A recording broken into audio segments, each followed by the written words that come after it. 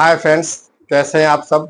मैं अनूप कुमार शुक्ला स्वागत करता हूं चंद्रावती क्लासेस के ऑनलाइन प्लेटफॉर्म पर। दोस्तों, जैसा कि मैंने आपसे कहा था कि मैं प्रतिदिन आप लोगों के लिए करंट अफेयर्स, जीके, जीएस की क्लासेस लेके आता रहूंगा। उसी क्रम में आज मैं हिस्ट्री का फिर एक नया वीडियो आप लोग के लिए लेके आया हुआ हूँ, जो एक महत्वपूर्ण टॉपिक से संबंधित है। दोस्तों, ये वीडियो उन छात्रों के लिए बहुत उपयोगी है जो आगामी टीजीटी और पीजीटी की वैकेंसी का फॉर्म भरे हुए हैं और एग्ज़ाम देने जा रहे हैं। अभी आपका बिहार में भी पीजीटी का एग्ज़ाम है, वहाँ भी ये, और टीजीटी का एग्ज़ाम है, तो वहाँ भी ये आपको ये वीडियो फ़ायदेमंद होने वाली है। ठीक है दोस्तों, चलिए अब देर ना करते हुए हम इस पे डिस्कस करते हैं। दोस्तों, ये महत्वपूर्ण रचनाएं एवं लेखक, ये हमारा जो है टॉपिक है। आप देखेंगे कि इतिहास में ऐसे बहुत से पुस्तक लिखे गए हैं और ऐसे बहुत से राजकवि रहे हैं। विभिन्न राजाओं के, जो राज्यों में राजकवि होते थे, वो राजा की प्रशंसा में बहुत सी पुस्तक लिखते थे, उनकी स्तुति में लिखते थे और प्लस उसके अलावा भी पुस्तकें लिखते थे। तो कहीं ना कहीं उस समय के प्रशासन, उस समय के राजनीतिक व्यवस्था, सामाजिक व्यवस्था, धार्मिक ताना बाना क्या रहा है, वो अपने पुस्तक पे इसका जिक्र करते रहे। तो इतिहास के परिप्रेक्ष्य से ये जो लेखक हैं और उनकी रचनाएं, ये बहुत इंपॉर्टेंट है। कभी कभी एग्जाम में आप देखेंगे कि क्वेश्चंस आ जाता है कि ये फला स्टेटमेंट किस लेखक ने दिया है, या फला कवि किसके दरबार का कवि रहा है। ठीक है, तो वहां से ये क्वेश्चंस आपके बनते रहते हैं। खासतौर से इतिहास के प्रश्न ज्यादा बनते हैं और आपकी पीजीटी का एग्जाम में, टीजीटी के एग्जाम में, जीआईसी और आपके एलटी ग्रेड में आप देखेंगे कि वहां से ये क्वेश्चंस बहुत बड़ी मात्रा में बनता है। अक्सर 4-5 क्वेश्चन बुक से या उनके लेखक से, या जो है किसके राज दरबार में रहे हैं, ये क्वेश्चन वहां से बनते रहते हैं। चलिए दोस्तों, अब हम लोग इस पे आपस में डिस्कस करते हैं। देखिए, सबसे पहला रचना क्या है? मिताक्षरा। ठीक है दोस्तों, तो मिताक्षरा जो रचना है ये किसका है? विज्ञानेश्वर की है। और मिताक्षरा क्या है? ये जो रचना है, इसमें जो विज्ञानेश्वर जो कवि हैं, लेखक हैं, इन्होंने भारतीय कानून के ऊपर ये पुस्तक लिखी है, मिताक्षरा। इसमें व्यक्ति के जन्म से लेके और उसके विरासत तक की पूरी जो है, जो कानूनी प्रक्रिया पहले हुआ करती थी, उसका उल्लेख इन्होंने मिताक्षरा में किया हुआ है। कि जैसे महिलाओं को जो है, क्या कहते हैं, उस समय विरासत में का अधिकार था कि नहीं था, तो ये सब सारी चीजें जो है आप मिताक्षरा में देखेंगे। तो ये क्वेश्चन आता है कि मिताक्षरा किसकी रचना है, सिंपल वे में तो आप देखेंगे कि विज्ञानेश्वर की है।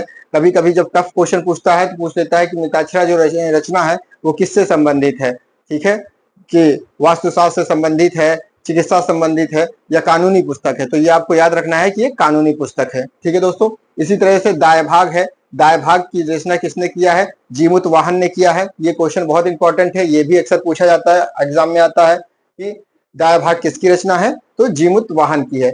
इसी तरह आप देखेंगे अभिज्ञान शकुंतलम, रघुवंशम और मालविका अग्निमित्रम, ये किसकी रचना है? आप देखेंगे ये महाकवि कालिदास की है। कालिदास किसके दरबारी थे? गुप्त वंश के शासक चंद्रगुप्त द्वितीय के दरबारी कवि थे, 9 रत्नों में से एक थे। ठीक है, तो उन्होंने क्या, अभिज्ञान शकुंतलम, रघुवंशम और मालविका अग्निमित्रम नामक रचनाएं की हैं। ठीक है, मालविका अग्निमित्रम ये काफी इंपॉर्टेंट है, क्योंकि यहाँ पे मालविका और अग्निमित्र के जो है प्रेम प्रसंगों की चर्चा की गई है। ठीक है दोस्तों, तो उसमें ये इसकी एक कहानी आती है, वो किसमें है? मालविका अग्निमित्रम में। इसमें जो नायिका है वो मालविका है और जो नायक है वो अग्निमित्र है। तो उसी की ये कहानी है जिसको कालिदास ने प्रस्तुत किया है। ठीक है, इसी तरह दोस्तों मृच्छकटिकम है। मृच्छकटिकम किसकी रचना है? विशाखा दत्त की है। ठीक है दोस्तों, मृच्छकटिकम किसकी रचना है? ये मृच्छकटिकम विशाखा दत्त की है। बहुत इंपॉर्टेंट है, इसको आपको याद रखना है। कामसूत्र किसकी है? वात्स्यायन की है। ये आपको याद रखना है, कामसूत्र जो है ये वात्स्यायन की है। इसी तरीके से आप देखेंगे, मोर इंपॉर्टेंट क्वेश्चन ये आपका है कि जो है काव्य मीमांसा किसकी रचना है। अक्सर एग्जाम में आपकी पीजीटी और टीजीटी के एग्जाम में आप देखेंगे ये काव्य मीमांसा अक्सर पूछा है कि काव्य मीमांसा किसकी रचना है, तो ये राजशेखर की रचना है। ठीक है, और कपूर मंजरी, हर विलास और बाल रामायण, ये 4 रचनाएं जो है राजशेखर ने लिखा है। किस क्या क्या? काव्य मीमांसा बहुत इंपॉर्टेंट है। उसके बाद ये आपका ये काव्य, कपूर मंजरी बहुत इंपॉर्टेंट है, कपूर मंजरी, और हर विलास और बाल रामायण, ये चारों रचनाएं कवि राजशेखर की है। ये जो राजशेखर है ये प्रतिहार शासक महिपाल और महिपाल के पिता महेंद्रपाल थे। तो महेंद्रपाल और महिपाल के बीच मतलब दोनों के दरबार में ये राजशेखर वहां के राजकवि थे। और ठीक है दोस्तों, तो लेकिन अगर ऑप्शन में महेंद्रपाल है तो महेंद्रपाल मानना है और नहीं तो महिपाल मानना है। तो मेन रूप से महिपाल के दरबार में ये थे। तो महिपाल ये प्रतिहार शासक महिपाल के राज दरबारी थे राजशेखर। ठीक है, इन्होंने काव्य मीमांसा, कपूर मंजरी, हरविलास और बाल रामायण जैसे जो है मतलब रचना किया है इन्होंने। ठीक है, इसी तरह हर्ष चरित्र है। हर्ष के चरित्र के ऊपर उनके हर्ष के जो हर्ष राजा थे जो है कन्नौज के, उनके हर्ष चरित्र पर इन्होंने रचना लिखी। किसने? बाणभट्ट। उनके कवि कौन थे? बाणभट्ट थे। हर्ष चरित्र हर्ष के जो है राजकवि कौन थे? बाणभट्ट थे। इन्होंने संस्कृत में हर चरित्र लिखा है, हर्ष चरित्र लिखा है। इसमें हर्ष के चरित्र, उनके जीवन के बारे में पूरी चर्चाएं की गई हैं। इसी तरह विक्रमांक देव चरित्र किसका है? विल्हड़ का है। बहुत इंपॉर्टेंट है दोस्तों, ये भी अक्सर क्वेश्चन आ जाता है कि जब टफ क्वेश्चन बनता है तो उसमें ये विक्रमांक देव चरित्र मतलब राजा विक्रमादेव देव के चरित्र का विल्हड़ ने उल्लेख किया है। तो यहाँ पे विल्हड़ महोदय का है विक्रमांक देव चरित्र। इसी तरह अमरकोश, अमरकोश किसकी रचना है? ये अमर सिंह की है। अगर ट्रिक के माध्यम से इसको याद करना चाहें तो सीधे सीधे अमरकोश है, अब ऐसे इससे याद कर लीजिए कि इसकी रचना कौन है? अमर सिंह है। ठीक है दोस्तों, इसी तरह नव शशांक चरित्र। ठीक है, यहाँ देखिए कभी कभी कंफ्यूजन हो जाता है। देखिए विक्रमांक देव चरित्र और यहाँ नव शशांक चरित्र, कभी कभी कंफ्यूजन हो जाए, कहीं नव शशांक चरित्र में आपने विल्हड़ मार दिया। ये चीज आपको ध्यान रखना है एग्जाम में। इसी तरीके से नव शशांक चरित्र जो है किसका है? ये पद्मगुप्त है। ये परमार वंशी जो शासक थे, ठीक है, उनके दरबारी जो है कवि थे पद्मगुप्त, और उन्होंने नव शशांक चरित्र की रचना की है। इसी तरह से ललित विग्रह राज, ये ललित विग्रह राज किसका है? तो ये इसके रचनाकार सोमदेव हैं। सोमदेव किसके दरबार में थे? विग्रह राज चतुर्थ के। ठीक है, तो विग्रह राज चतुर्थ के दरबारी कवि सोमदेव थे। इन्होंने ललित विग्रह राज चतुर्थ लिखा। ये विग्रह राज के जीवन से संबंधित है और विग्रह राज चतुर्थ जो थे उनके जीवन से संबंधित है और उन्हीं की जीवनी पे इन्होंने ललित विग्रह राज लिखा है। किसने? सोमदेव ने। उनके दरबारी कवि हैं। इसी तरह से प्रबंध चिंतामणि किसका है? मेरुतुंग के हैं। ठीक है, मेरुतुंग। तो प्रबंध चिंतामणि के रचनाकार कौन है? मेरुतुंग। बहुत इंपॉर्टेंट क्वेश्चन है दोस्तों, अक्सर जब पीसीएस के पेपर में भी देखा गया ये प्रबंध चिंतामणि आ चुका है। ठीक है, तो ऑप्शन वहां मिलाने के लिए आया हुआ था। तो आप देखेंगे कि प्रबंध चिंतामणि किसका है? मेरुतुंग से संबंधित है। इसी तरह सिद्धांत शिरोमणि किसकी है? ये भास्कराचार्य है। ठीक है, ये आचार्य भास्कराचार्य है। इन्होंने क्या लिखा है? सिद्धांत शिरोमणि। ये रचना इंपॉर्टेंट है। इसी तरह मिलिंद उपनहो, जो मिलिंद उपनहो रचना है ये किसने लिखा है? नागसेन ने लिखा है। और नागसेन का ही दूसरा नाम था नागार्जुन, अर्थात नागार्जुन का दूसरा नाम नागसेन थे। ये बहुत बड़े बौद्ध भिक्षु थे। ये चाइना में जाके बौद्ध धर्म का प्रचार प्रसार किया था इन्होंने। तो आपको देखेंगे नागार्जुन। ठीक है, तो ये वही नागार्जुन है जिन्होंने शून्यवाद का आविष्कार किया था, शून्यवाद की मतलब के बारे में बताया था। तो नागार्जुन जो है इन्हीं को नागसेन कहा जाता है। ये आपको याद रखना है। अगर ऑप्शन में नागसेन रहेगा तो नागसेन मानना, या तो नाम इनका बताए नागार्जुन। ठीक है, तो इन्होंने क्या है? मिलिंद उपनहो। तो यूनानी हिंद शासक कौन थे? मिलिंद थे। मिलिंद और नागसेन, बौद्ध भिक्षु नागसेन के बीच में कुछ संवाद होते हैं, कुछ प्रश्न पूछे जाते हैं जिसका जवाब जो है नागसेन बौद्ध भिक्षु देते हैं राजा मिलिंद के। तो उन्हीं के जो बातचीत की गई है उसी का जो है वर्णन मिलिंद उपनहो में दिया गया है। इसी तरह वृहत संहिता है। वृहत संहिता किससे संबंधित है? वराह मिहिर से संबंधित है। तो ऑप्शन देखिए, ट्रिक के माध्यम से इसको ऐसे याद कर लीजिए कि वराह मिहिर वृहत संहिता, वह इधर भी है वह इधर है, इस तरीके से आप याद कर सकते हैं, कुछ अपना दिमाग भी लगा सकते हैं। तो वृहत संहिता क्या है? वराह मिहिर का है। ठीक है दोस्तों, तो ये बहुत इंपॉर्टेंट बुक्स हैं, रचना है और उनके लेखक हैं, अक्सर एग्जाम में आते हैं। तो इसी तरीके से यहाँ देखिए उत्तर रामचरित्र किसका है? तो उत्तर रामचरित्र भवभूति का है। ये आपको याद रखना है, उत्तर रामचरित्र। ठीक है, उत्तर रामचरित्र बहुत इंपॉर्टेंट है। इसी तरह काव्य दर्शन, काव्य दर्शन किसकी है? दंडी का, कवि दंडी की रचना है। तो काव्य दर्शन किसकी है? दंडी की है। इसी तरह कुमार पाल चरित्र, ये कुमार पाल चरित्र क्या है? हेमचंद सूरी क्या है? ठीक है दोस्तों, कुमार पाल चरित्र किसकी रचना है? हेमचंद सूरी। ये अक्सर क्वेश्चन एग्जाम में आता है, ये वाला इसको आपको याद रखना है, बहुत इंपॉर्टेंट क्वेश्चन है। ठीक है दोस्तों, कुमार पाल चरित्र किसकी रचना है? हेमचंद्र सूरी की। इसी तरह सॉरी दोस्तों, इसी तरह से गीत गोविंद जो है किसकी रचना है? जयदेव की है। ये बहुत इंपॉर्टेंट है, गीत गोविंद अक्सर पूछा जाता है, बहुत आसान क्वेश्चन है, आप लोग को मालूम भी होगा। तो गीत गोविंद किसकी है? जयदेव की है। इसी तरह चारु दत्त स्वप्न वासव दत्ता, ठीक है, चारु दत्त और स्वप्न वासव दत्ता किसका है? महाकवि भास का है, ठीक है, ये भास महोदय का है, इसकी रचना है, ये आपको याद रखना है कि चारु दत्त और स्वप्न वासव दत्ता ये किसका है?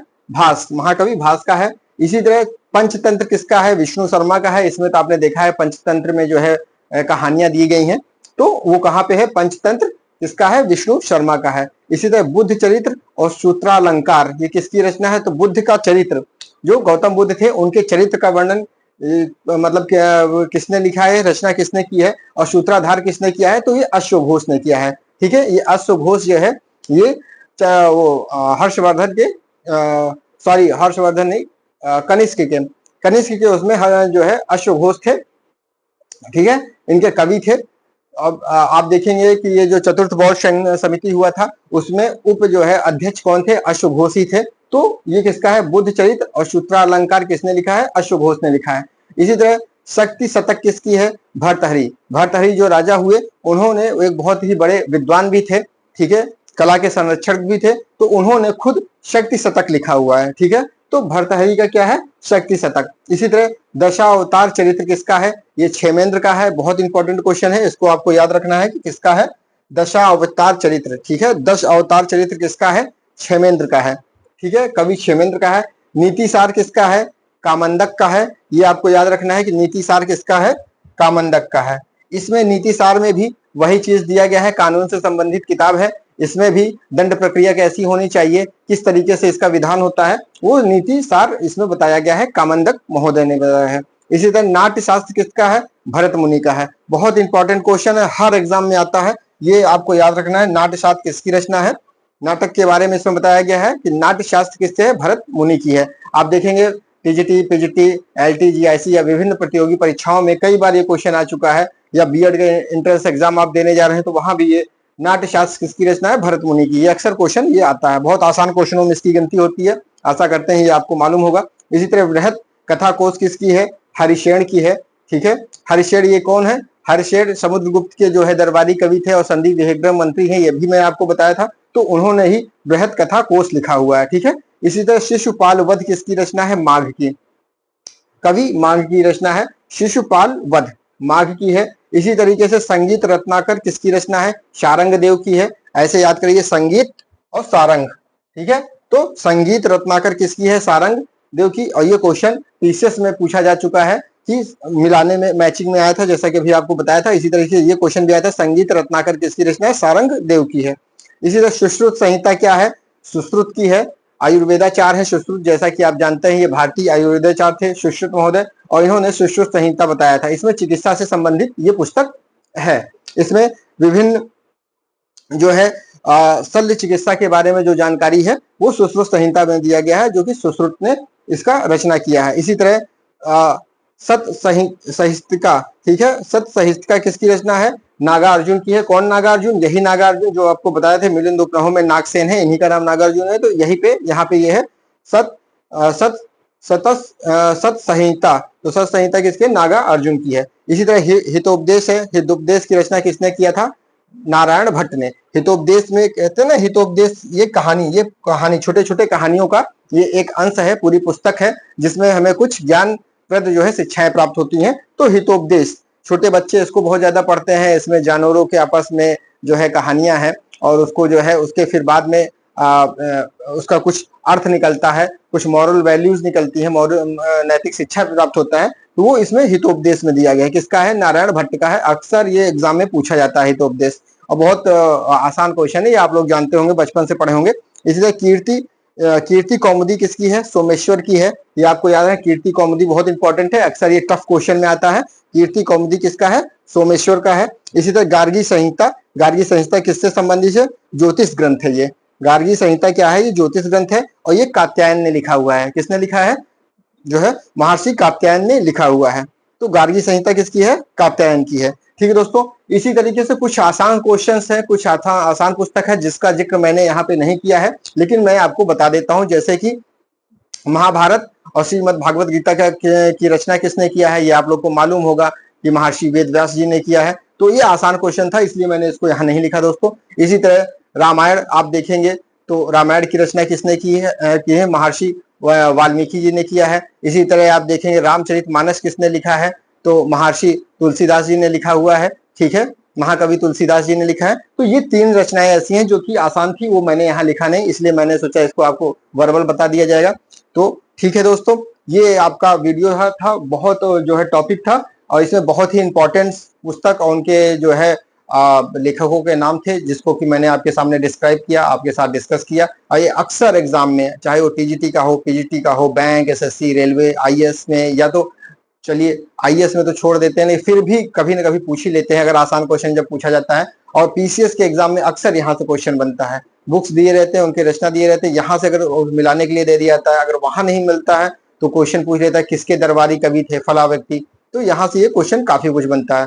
ठीक है दोस्तों, ये वीडियो बहुत ही इंपॉर्टेंट है आप लोगों के लिए, जो छात्र टीजीटी, पीजीटी, एलटी, जीआईसी या बिहार पीजीटी, टीजीटी का एग्जाम देने जा रहे हैं, उनके लिए बहुत ही, जिनका इतिहास विषय है उनके लिए बहुत उपयोगी है। आप लोग इसको देखें और अपने दोस्तों के बीच में भी इसको शेयर करें। तो आशा करते हैं कि आप लोग जो है इस चैनल से लाभ प्राप्त कर रहे होंगे, और जो है मैं आशा करूंगा कि आप इस चैनल को लाइक करें, कमेंट करें, सब्सक्राइब करें और अपने दोस्तों के बीच में शेयर करें, ताकि वो ज़्यादा से ज़्यादा इससे लाभ प्राप्त कर सकें। ठीक है दोस्तों, कल फिर हम आपसे बीच में मिलते हैं इसी टाइम पे।